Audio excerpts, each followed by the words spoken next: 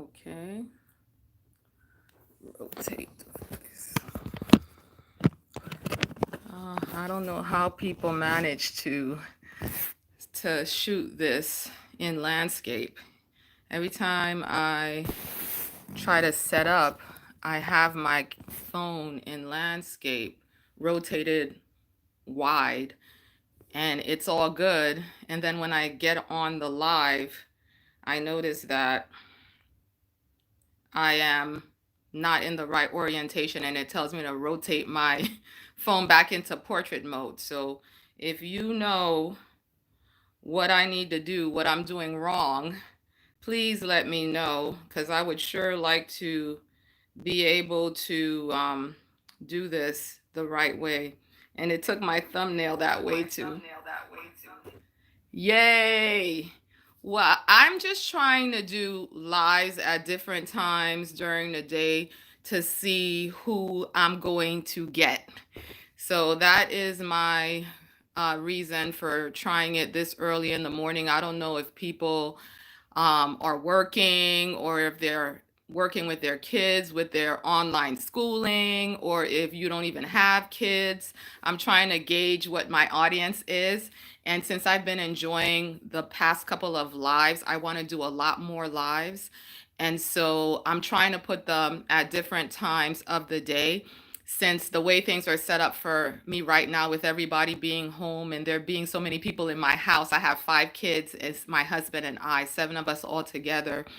It's a lot easier for me to find a time that it's good for me to do the live and just do it. So I haven't been able to really give people notice that I'm doing a live, but I'm hoping that by doing them at different times of the day, it'll be accessible to more of you guys out there who I would love to meet. So, if you're here, please make sure you make a comment so that I can know who you are and we can have a conversation. That's what I like the most about doing these lives, that I can actually talk to you back and forth. So just say hey so I could know who you are. And we can have a nice chat. So welcome to my channel. My name is Natasha. If this is your first time, I wanted to do a live about 10 things about me.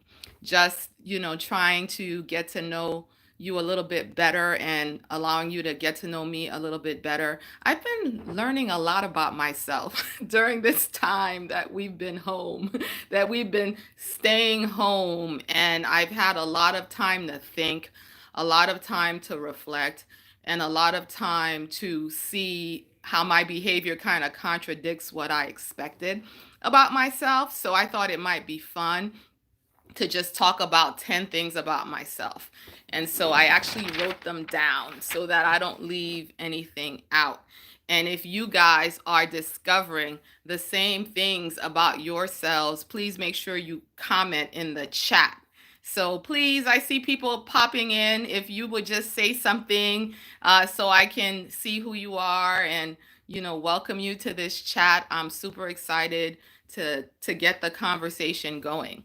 But the first thing that I've learned about myself during this time, hey, oh, you made it. And Roberts, I got you.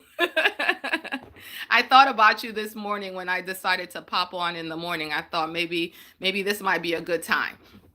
Yeah, I didn't know if people were working or schooling or, or just, hang. I thought maybe people would have nothing to do and this would be a good time.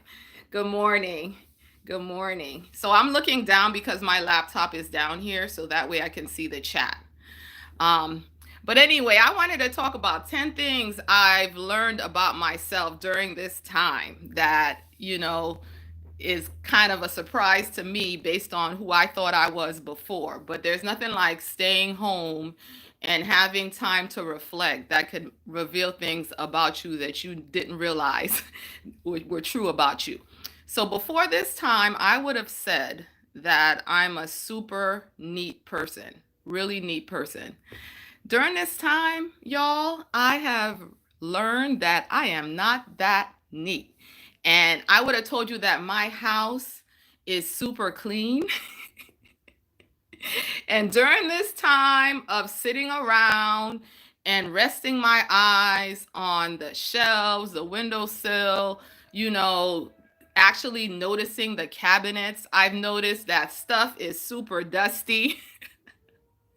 I've noticed that there is food splattered on my cabinets that I didn't notice was there before.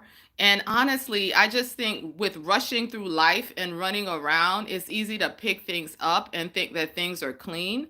But my house is really not as clean as I thought it was. I've been noticing, cobwebs and, you know, dust bunnies and things that I just didn't have time to notice before.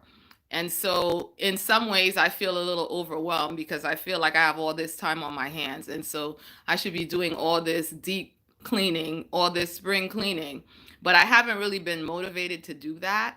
Um, so yeah, I'm not as neat as I thought I was. And my house is not as clean as I thought it was. And I really don't like to deep clean. That's number two. I really don't like to deep clean. I do it because I have to, but I don't really like doing it. And so I don't know about you, but I've been looking at a lot of YouTube videos of people really getting into spring cleaning and people cleaning their house from top to bottom.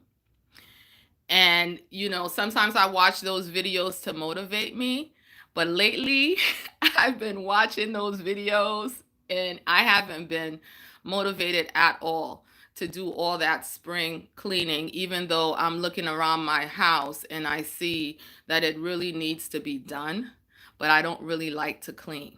Okay. But I mean, here and there, I've been doing things a little bit here, a little bit there. But I would have told you before this all happened that I'm a neat freak. I like to clean, but clearly I have all this time on my hands and I'm not doing it.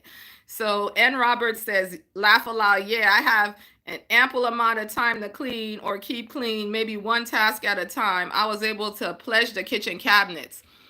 And doesn't that make you feel good when you actually are able to do it? I mean, it makes me feel so good when I can actually get started. And if I could get myself to start, then I can do it.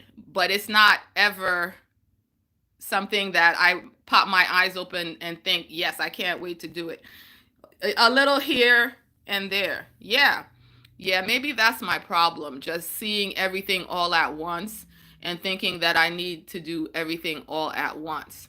Yesterday, my family and I were hanging out in the family room, and the way we have it set up, we have a massive fish tank in the family room that's usually not on my videos because of where it is in the room.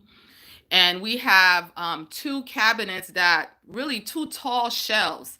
If you ever saw any of my plant videos, the cabinet that has the big, tall pothos that I wound up like a Christmas tree is on top of it. So there are two matching cabinets that part of an entertainment system, and you're supposed to put like a big screen TV in between the two of them. But we never had a big screen TV. When we set up the family room, the aquarium used to be there, but then we noticed that that side of the room was getting too much sunlight for the aquarium. It was heating up the water too much. And so we had to put the aquarium on the other side. And so I just pushed a couch in between the two tall cabinets, but that has been bothering me.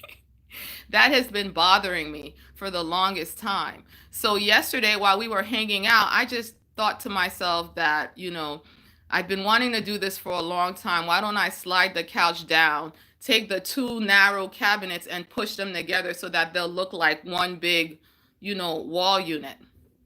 And, just like that, because I was motivated, I was able to move everything aside, put the cabinets together, and redo the room in a way that I think looks a lot better. The only thing that was odd to me is that I thought the two parts were identical so that I'd be able to push them together, but they're not quite the same size.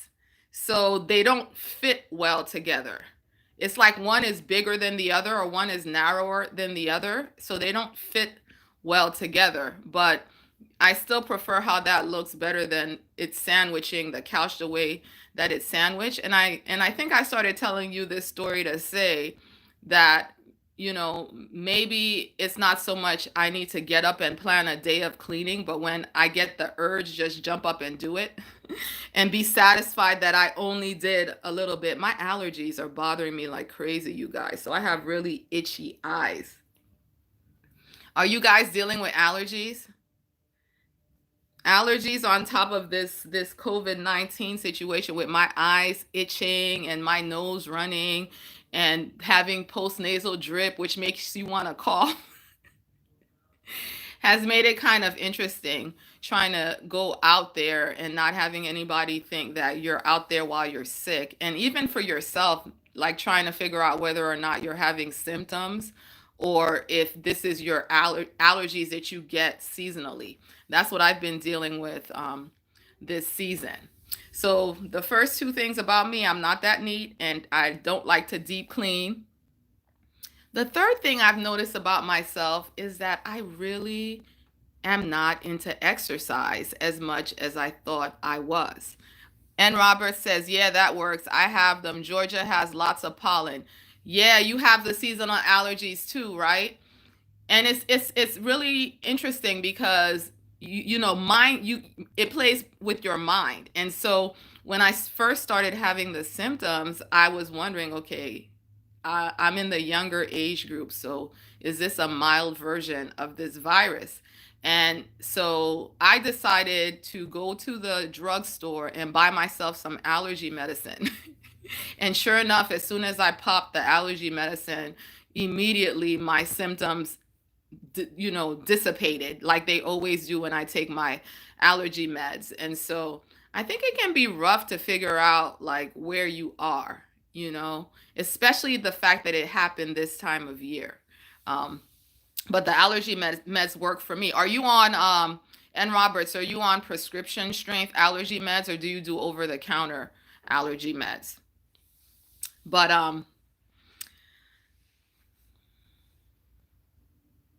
I was just waiting to see if you're still here.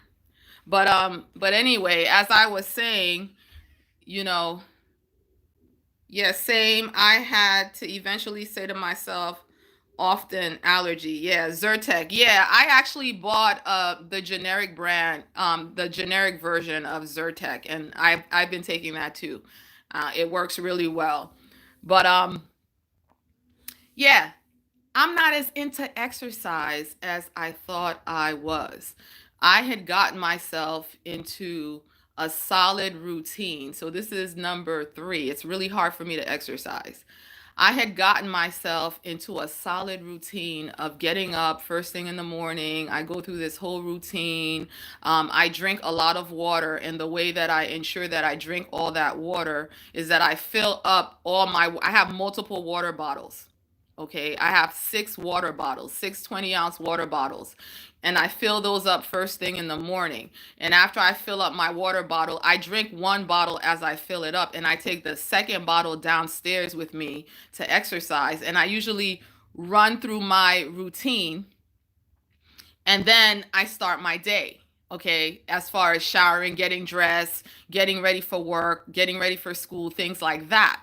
Okay, and so when this all happened, YouTube rolled out with people, really exercising, and the advice has been to stay on your exercise routine.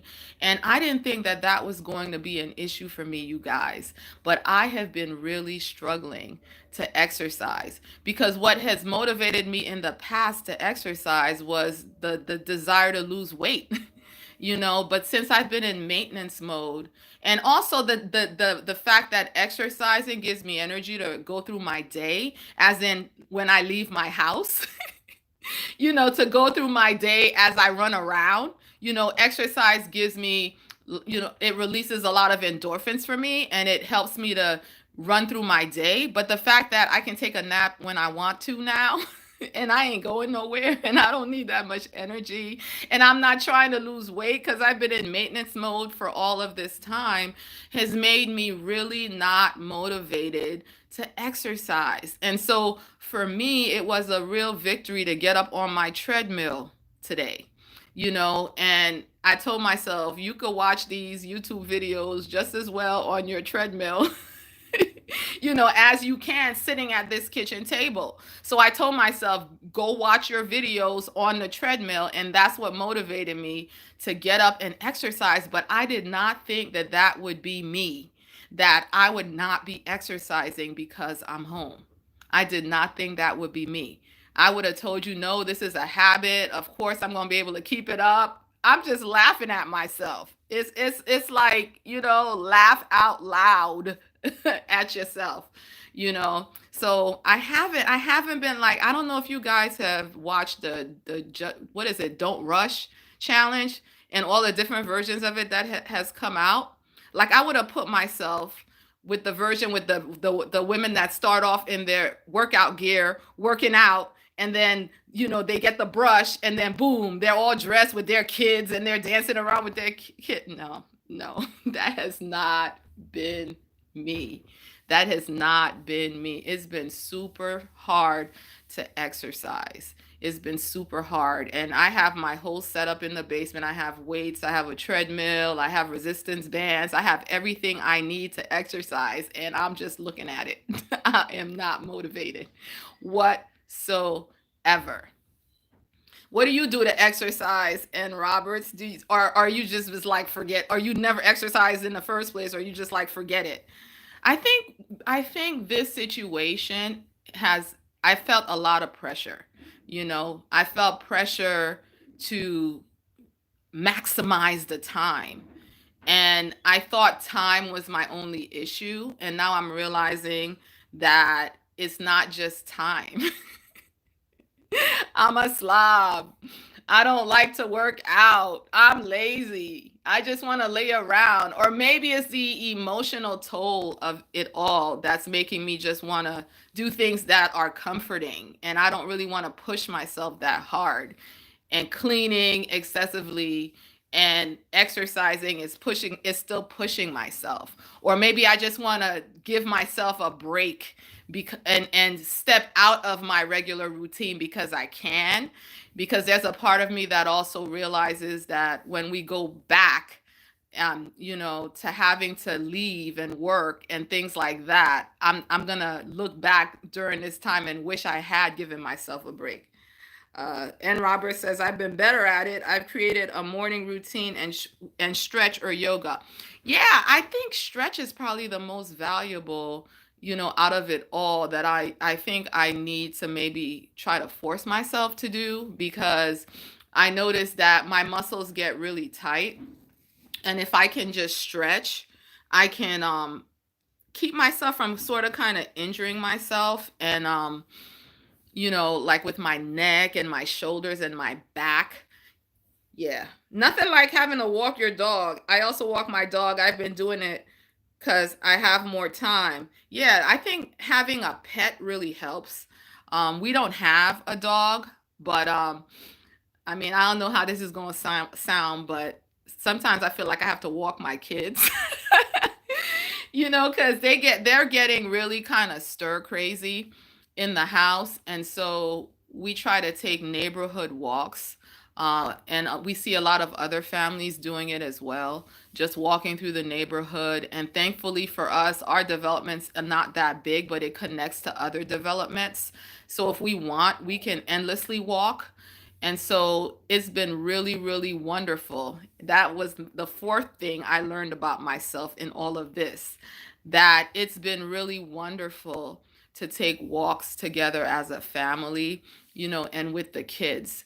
And I don't know why we don't do that more, because we really have gotten to the point where we've gotten our fill of movies, we've gotten our fill of YouTube, we've gotten our fill of, Netflix and everything you can do inside, so that when we say let's go for a walk, it's really exciting to get out and walk and, fool around, and people ride their scooters or ride their bike or it's been nice to do that. But lately we've been a little nervous to get out and walk because first my neighbor detected a raccoon during the day that he thought might be rabid. And then yesterday or the day before, I think it was on Saturday, my daughter noticed a raccoon, and this neighbor lives two doors down. My daughter noticed a raccoon walking across our yard. And if it is a rabid raccoon, and we live near us right next to a state park, so it makes me kind of nervous. And Robert said, I'm 28 with my mom and enjoy mornings. I like the peace and quiet and ability to do like stuff. Okay.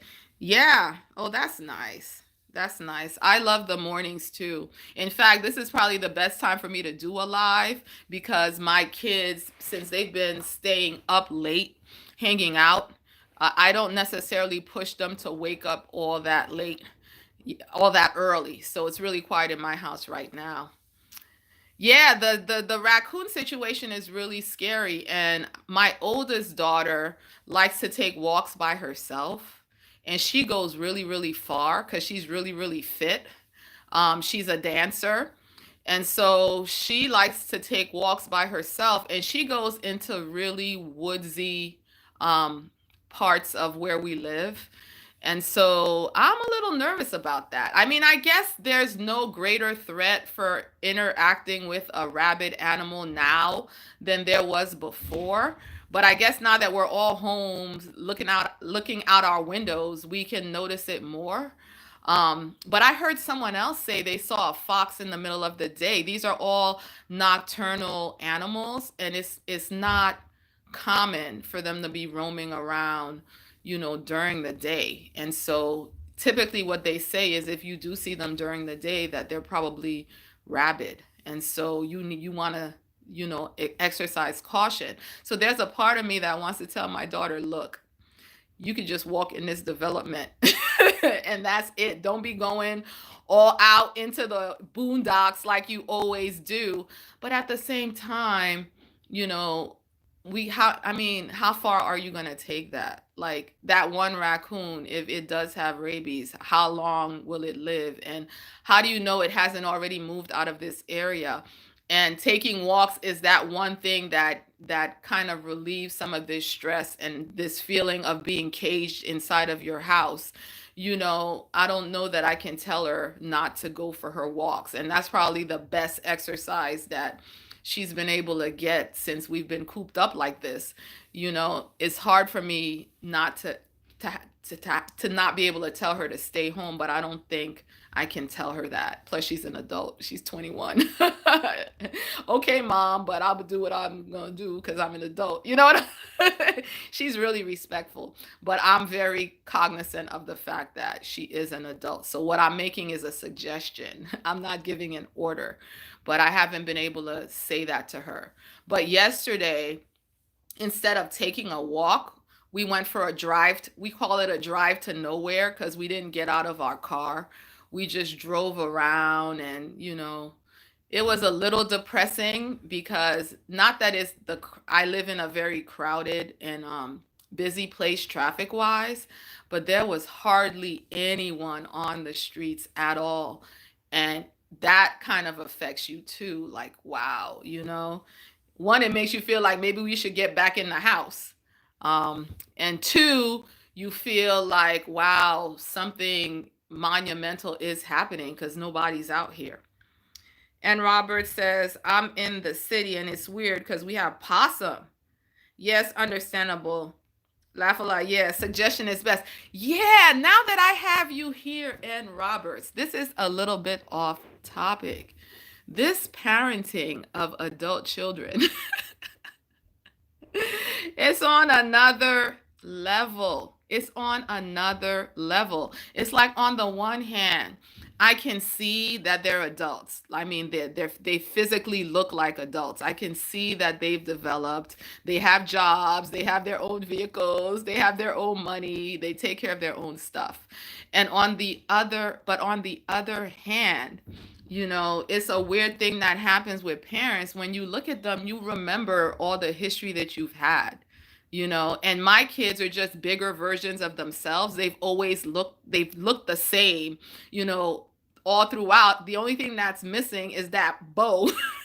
I could plop a bow right in the middle of your head. And I always tell my son, I could just shave off your beard, because when he was a baby, he looked all chunky and buff like a little linebacker. You know what I'm saying? I could just shave off your beard and pick you up, and you just look like little baby Caleb. You know what I'm saying? And I feel that way about my 21-year-old daughter as well. My son's going to be 23 in August. You know what I'm saying? And it's just a different dynamic. Like, I'm very proud of them. They're not doing anything wrong or anything for me to be ashamed of or alarmed about.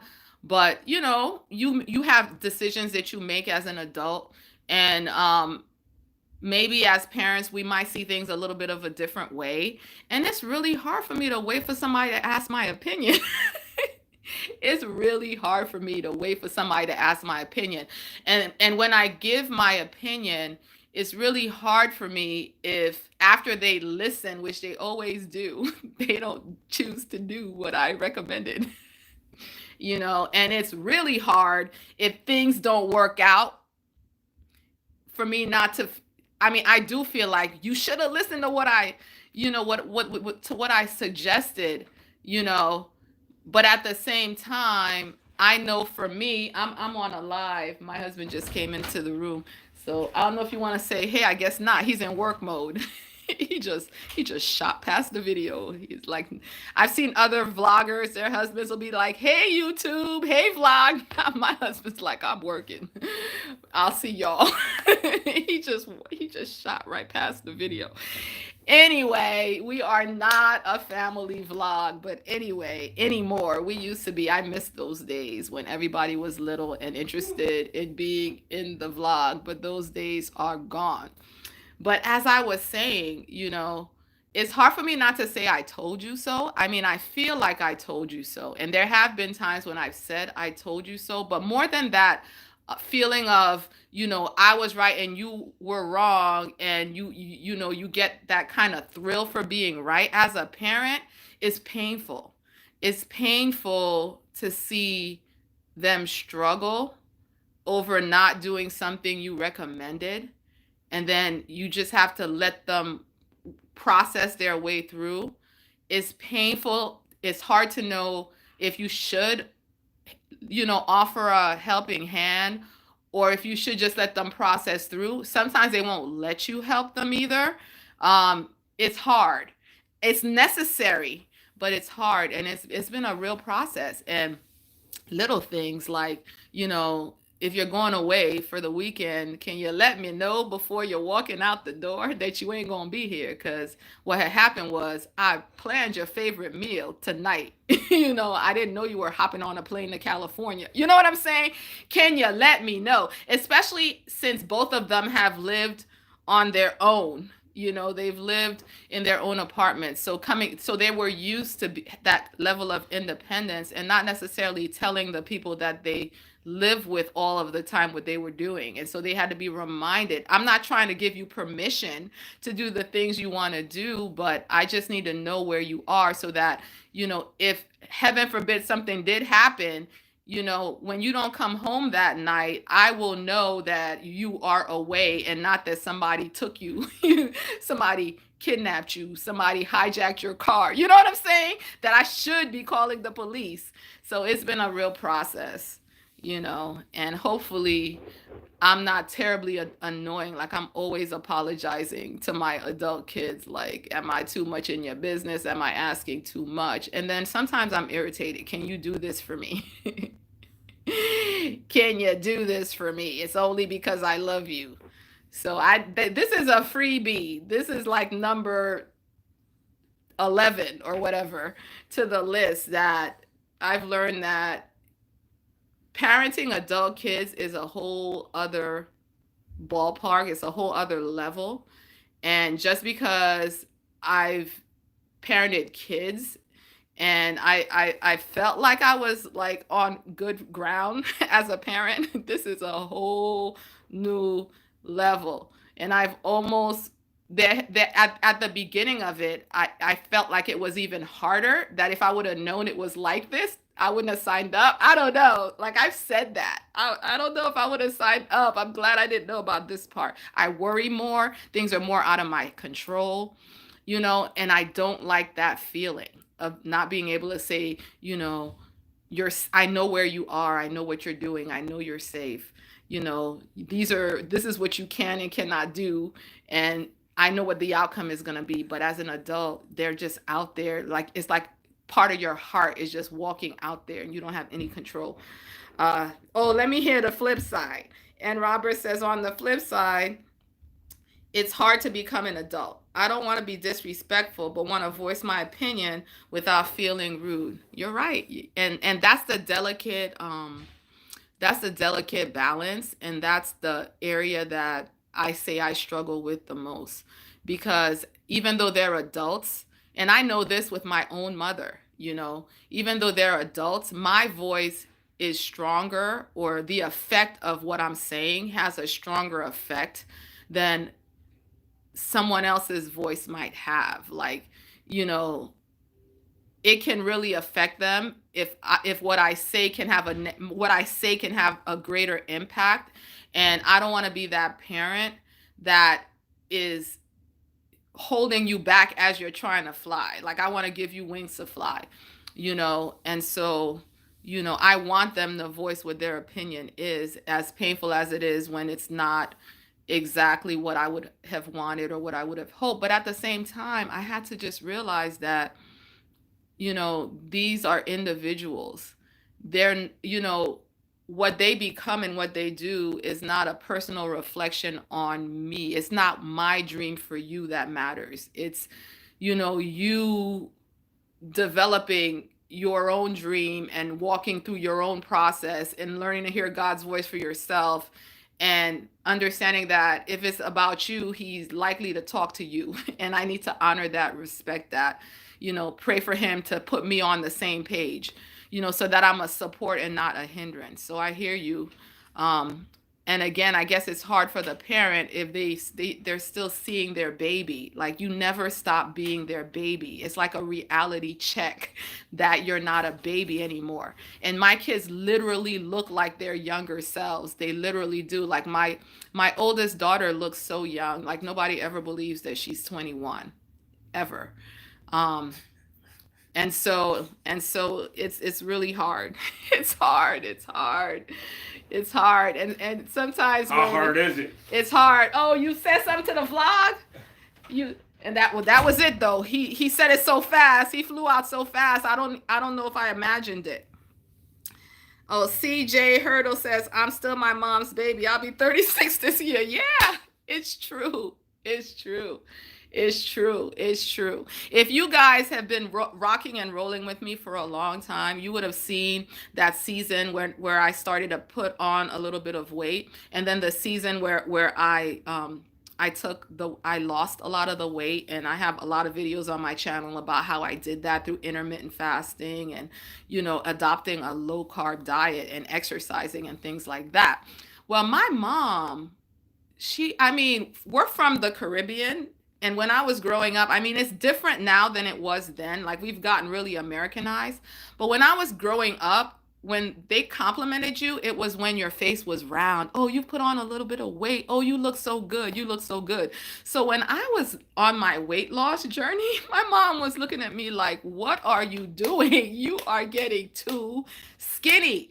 And just the other day when she saw because we've been staying at home like this, we do a lot of video calls and FaceTime and things like that, and so, she's like, your face looks good, but I need you to stand up so I can see what the rest of your body looks like. Y'all, I'm 47.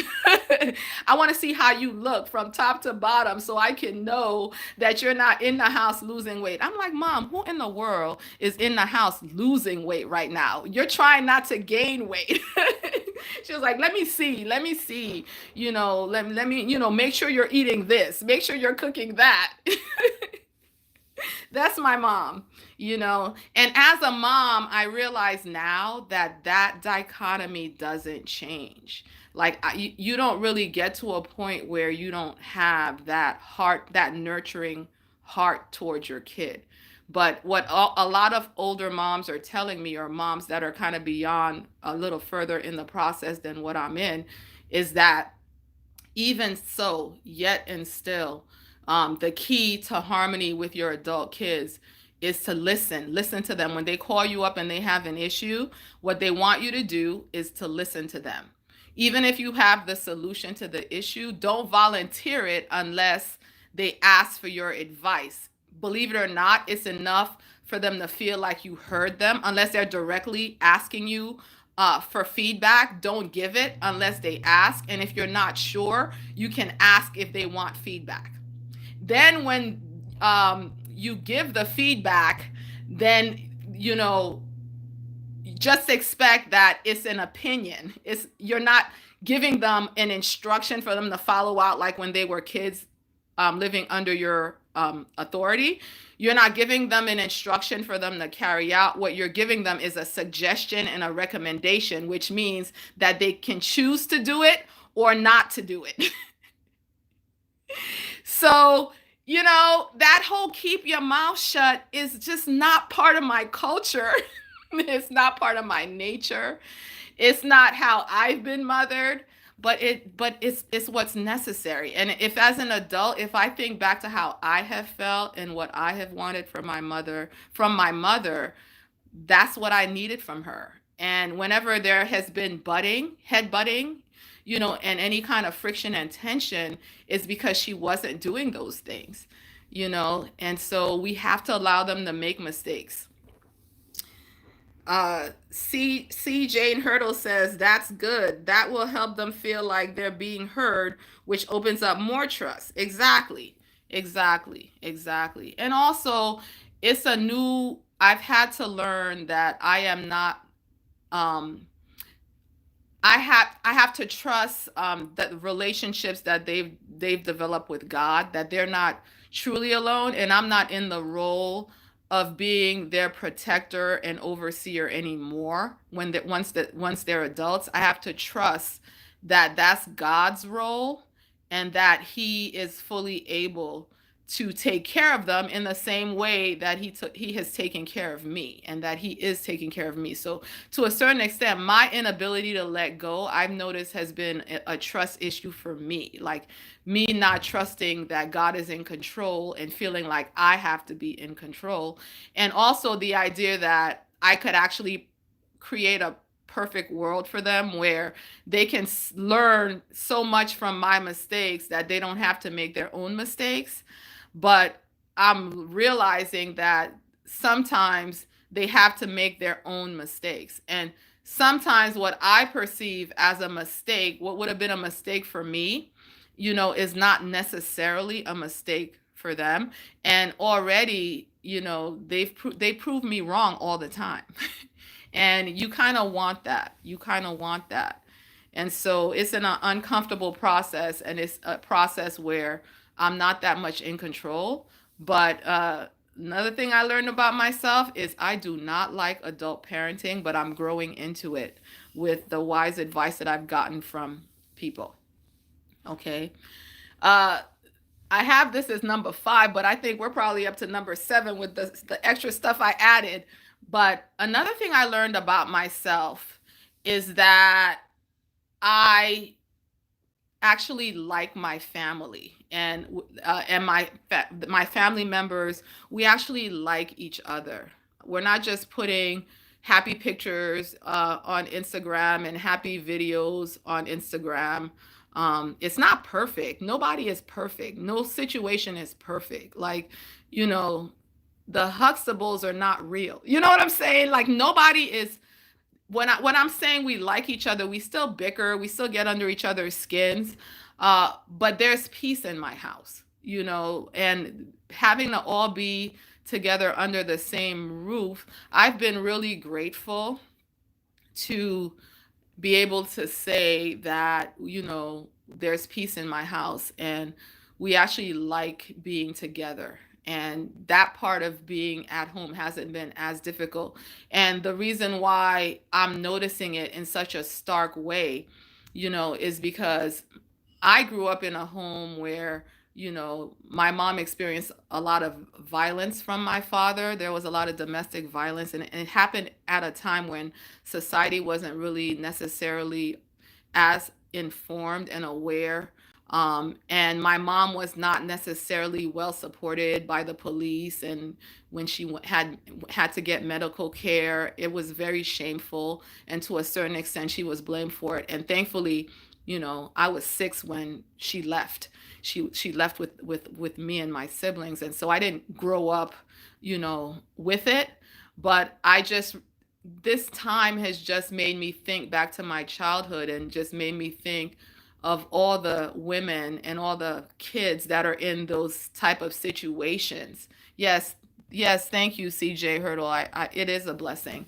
And I recognize that, and I'm humbled by. I'm grateful for it, because statistically, that didn't have to be the case for me. Because, statistically, kids that grow up in houses where they've experienced domestic violence tend to repeat the cycle and themselves marry abusers. And thankfully, that has not been the case for me, and neither for my husband either. And so I'm very grateful for that. But I know that in this time of high stress, people losing their jobs, there's a lot of uncertainty, people being in close quarters together. Who knows what the shelter situation is like? What your situation would be as a woman if you were experiencing domestic violence right now during the stay at home situation. Would you be able to go to a shelter? Is there a place for you to go? I've really been thinking about that, and about the fact that there must be a lot of violence going on right now. There must be a lot of abuse going on. And, I'm very grateful that I'm in a peaceful home and that the peace is real. And it's real when you're being tested. And my heart goes out to all the people out there who don't have peace in their homes, even if there's no domestic violence, who don't have peace in their homes, who aren't with a partner that puts them first, or who's with a partner that might have been okay under normal circumstances, but this situation is kind of pushing them over the edge, you know. Yeah, CJ Jane Hurdle is saying, I feel for my students in those environments. Yeah, yeah, yeah. I wonder. I mean, I don't specifically know of any. I'm also a teacher. I don't specifically know that that's the case, but it could be. And I mean, my heart goes out because I just remember what it was like as a child to have that when the violence was happening, that feeling, that unsettled, fearful feeling, that horror. I just remember what that felt like, and I couldn't imagine being in a situation like this where they're telling you there's no place for you to go, and the other person is taking it out on you, and there's no place for you to go, and you're trying to do everything you can to placate them so that you can be safe. I just can't even imagine. And so I'm very grateful and humbled to not be in that situation myself. Um, my battery is low, you guys. I just got to notice that my battery is low. And I didn't even make it all the way through my list, but I think I'm still going to have 10 because I threw some extra stuff in there. Oh, you didn't really think about that. Yeah, I mean, I can't help it because I don't know if you guys are aware, but my professional background is in social work. I have a master's in social work. And one of my teachers was the director at the domestic violence shelter where my school was. And so those issues were always in the forefront for me. And being that that was my background when I graduated from college, I was a guest speaker in her class multiple times as a child survivor of domestic violence. And so I'm always thinking about that stuff in the back of my mind. And I'm always grateful that I'm not in that kind of situation and that my kids don't know what that's like, to have a father that on the one hand, he wasn't violent toward me, so I had a lot of affection for him, but was very conflicted because I was very fearful of what he would do with my mom, and felt guilty for having any affection toward him. It's really a strange and bizarre mix of feelings, and I wouldn't wish that on any child. And I wouldn't wish not feeling safe right now. You already don't feel safe because of what you're hearing on the news, and not to even feel safe in your home. Everyone is calling it safe at home, but what if you're not safe? And I feel for that population, and I pray for that population. um so another thing I have on my list is that I realized that I really love my plants. I appreciate my plants. I love my plants. I have a plant right back on the table right there. That's a pothos. I've had them for a couple of years now. You're welcome. And Robert says, thanks for sharing. Yes. Yeah, I've had these plants for a couple of years now, and I had begun to take them for granted. But since having to stay in my house, I am so appreciative that I have so many plants, that I'm surrounded by so much lush greenery. And I have a couple of plant care videos up where I show that how relaxing it is for me to even just to take care of these plants. And so I'm really grateful for my plants. Another thing I've learned about myself is that I need to express myself artistically. Okay? You can't see them, and I'm not going to bring you too close because I'm not all that good, but those paintings that are up on the wall, the seascape over here and the peacock over here. I actually recently painted the peacock since we've been home. The seascape I painted before. Thank you. Um, yeah, I used to be able to get by without really doing much art. Thank you, thank you. Everybody's saying they look nice. I used to be able to get by without doing a lot of art, um, because I really wasn't raised to really value art that much. So if I'm really busy, it seems like a waste of time to a certain extent. But if there's any kind of artistic talent in you, you'll see that it needs to come out. It needs to come out. So since I've been in this house, I've been realizing it needs to come out more and more, and it has an effect on my mood. And actually working with different colors has been restorative. So this particular color scape, that teal color, the sea green, the blues and the yellows, those, and there's a lot of there's some peach action going on in the peacock. It does a lot to lift my mood. And so I've been leaning on that heavily. Okay. My power is down to 15%. So I'm thinking I'm going to have to end this live soon so that it doesn't just end with me being cut off. But the last thing I'll say about myself that I've discovered through all of this is that I think I prefer the old school way of homeschooling, you guys. Just with having had to make the transition to online schooling, I've just realized that, wow, if I was old school homeschooling, which is where I picked the curriculum, managed the curriculum, did all the teaching myself, I could have handled this situation more independently, as opposed to what I am doing, which is working with an umbrella school. The curriculum is set, they have their teachers, they go once a week. But yet, you're right, C. Jane Hurdle, it's been a lot more work because I am not in charge. I'm following the lead of these teachers that are doing an excellent job, but it's a lot more work. You know what I'm saying? I could set the pace. I could change things if I was doing it all by myself, but now I have to meet their deadlines. And as a teacher, I also teach at the school, I have that responsibility as well.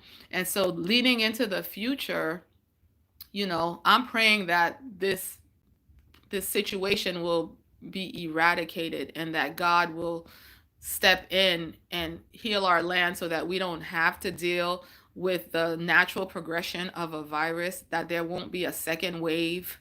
But if there's another wave in the fall and they think about us having a shelter at home again, could that happen? If that did happen, I don't know that I would want to make the choice to do it this way again.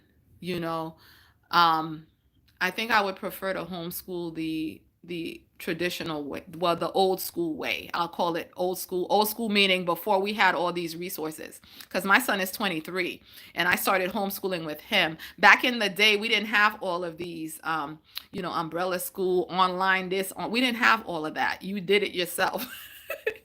You bought you some good curriculum and you did it yourself, and maybe you did a co-op where you met with other people in real life. We didn't have all of these resources, but you were fully in control, and you could pace yourself the way you wanted. And you could change things, and it was a lot less stressful.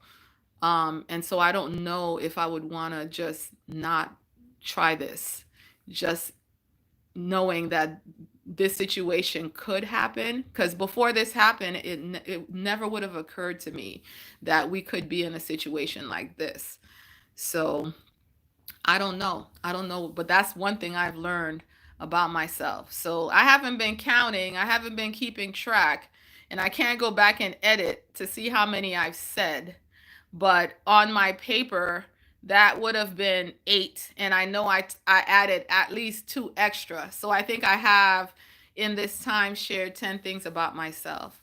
But thank you so much for watching this live with me and coming on. And I'm so excited that I was able to catch Ann Roberts, who said she was sorry to have missed the last live. And, nice to meet you, C. Jane Hurdle, in real time. Thank you. I'm glad you enjoyed it. I enjoyed talking to you guys in real time.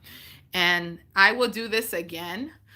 Next time I'll try to do a live in the evening and see how it happened. I hope you guys had a great Easter yesterday. We had a really wonderful Easter. It started off with our power going out, and we didn't have any power. Hello, Amazing Lush. We didn't have any power, you guys. And it's interesting because I'm from New York, and so we've known of some deaths, and I've been feeling kind of conflicted and kind of sad. And so we had decided that we wanted to fast and pray on Easter as a family. And so we actually had our Easter dinner, our big Easter celebration, on Saturday. And so when we woke up that morning, and we didn't have any power, it felt like a confirmation that we were on the right track for what we had decided to do as a family, because I would have had to get the food going in the morning, for us to be able to eat in a timely fashion, because we make a big meal. I always make lamb. I make curry lamb, Caribbean style. Sorry, no turkey or nothing like that. We make curry lamb, rice, some kind of greens, biscuit, the whole 9 for Easter. And I would have had to get the meal going, and we didn't have any power when we woke up on Sunday morning. Okay, we had Wi-Fi, but we didn't have any power. Okay, and so I was still able to communicate with people and ask people to pray for us, because all I could think about was I wouldn't want this no power thing to extend and then have our food spoil, because this ain't the time, right? So we didn't have power in the morning. But the power did end up coming on. But we had multiple sessions of prayer and worship and just family time of hanging out. And it was a really wonderful, peaceful day, which ended with us doing communion together as a family. And it was wonderful for us. And it was super low stress for me, because I did all the work and we did all the traditional stuff on Saturday. But Sunday was a very reflective time. So it was really awesome. Yes, Amazing Lush, we're in this together. We're in this together for sure. And that was really comforting, because we were fasting and praying. I really wasn't on social media yesterday, but this morning I saw a lot of people posted family pictures and things like that, which would have been very encouraging to see that even though we're all in our homes, we're still here. And it was good to see the family pictures in real time so that you could know, okay, that family's healthy, this family's okay, these people are still okay. Because when you're watching the news, it seems like so many people are not okay. And if you're not in contact with certain people, you wonder if they're okay. So it was nice to see all those family pictures. But I gotta go, you guys. My battery is dying. I got another note that the battery is dead. So thank you for supporting my channel. Uh, so I'll see you guys in my next video or on another live, whichever comes first. Be blessed.